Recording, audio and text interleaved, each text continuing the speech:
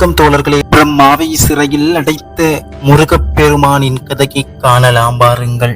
கைலாய மலையில் சிவபெருமானை வணங்கும் பொருட்டு பிரம்மதேவன் ஒரு நாள் வந்தார். அவருடன் இந்திராதி தேவர்களும் கிண்ணர்களும் எம்புருடர் சித்தர் வித்யாதரர் என்று ஏகப்பட்ட பேர் வந்திருந்தனர். அவர்கள் யாவரும் சிவபெருமானை வணங்கி அவர் ஆசி பெற்று திரும்புகையில் மலையில் வடக்கு பகுதியில் நவரத்தின சிம்மாசனத்தில் ஜெகஜோதியாக வீற்றிருந்த முருகப் பெருமானை அணுகி அவரையும் உள் அன்புடன் வழிபட்டு நின்றனர். ஆனால் இவர்களின் பிரம்மன் மட்டும் முருகனை இவன் சிறிய பிள்ளைதானே, இவனை ஏன் வணங்க வேண்டும் என்று அகந்தையுடன் வணங்காமல் தாண்டி சென்றார். அதை கண்ட முருகப் பெருமான் பிரம்மனுக்கு தானும் சிவனும் ஒன்றேதான், வேறு வேறு அல்ல என்பதை உணர்த்த விரும்பி பிரம்மதேவனை அழைத்தார். பிரம்மனும் கந்த வேலை அணுகி அகங்காரத்துடன் கைகூப்பியும் ஒப்பாதது போலும் அரை குறையாக வணங்கினார். அந்த வேல் அவரை நீ யார் என்று வினவ அவர் நான் தான் படைக்கும் தொழிலை செய்யும் பிரம்மதேவன் என்றார். அது கேட்ட முருகன் அப்படி என்றால் உமக்கு வேதத்தை பற்றி தெரிந்திருக்குமே என்றார். ஆம் தெரியும் என்றார் பிரம்மன்.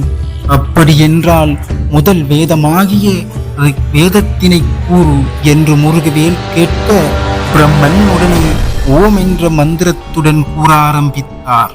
உடனே முருகப்பெருமான் நில்லு, முதலில் ஓம் என்ற பிரணவ மந்திரத்தை கூறினீர் அல்லவா, அந்த பிரணவ மந்திரத்தின் பொருளை எனக்கு விளக்கிச் சொல்லும் என்றார். பிரம்மன் விழித்தார். அவருக்கு அதன் பொருள் தெரியவில்லை. சிவபெருமானிடம் வேதம் பயின்றாரோ தவிர அதன் பொருளை அவரிடம் கேட்டு தெரிந்து கொள்ளவில்லை.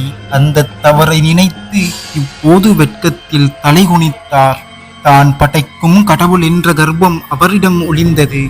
ஏனிலும் முருகன் அவரை விடுவதாக இல்லை.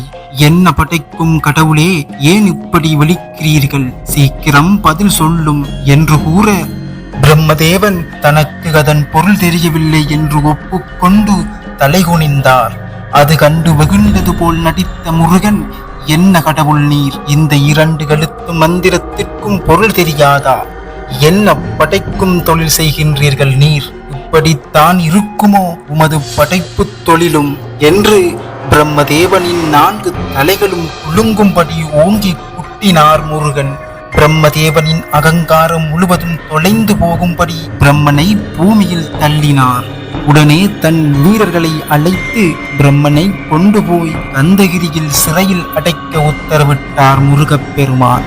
பிரம்மாவை சிறையில் அடைத்தாயிற்று. அதனால் உலகில் படைப்பு தொழில் நடைபெறவில்லை.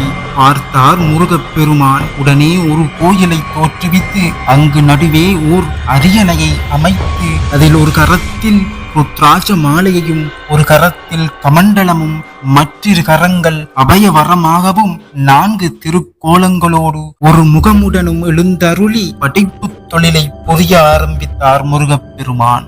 அதோடு மட்டுமல்ல, படைத்தலோடு ஆத்தல் அழித்தல் ஆகிய மற்ற 2 தொழில்களோடு முத்தொழில்களையும் புரிய வல்லவர் என்பதை நிரூபிக்கும் பொருட்டு அத்தொழில்களையும் இவர் ஒருவரையே புரிய ஆரம்பித்து விட்டார்.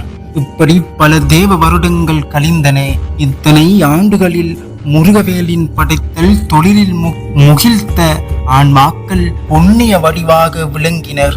பாவம் என்பது ஒரு சிறிதும் உலகில் இல்லவே இல்லை. எங்கும் மெய்யானம் மிளிர்ந்தது, சிவமனம் கமழ்ந்தது. இன்பு பிரம்மன் சிறையிலே பல்லாண்டுகள் தவம் புரிந்து மீண்டும் தன் படைப்பு தொழிலை பெற்று உலகத்தை காத்தருளினார்.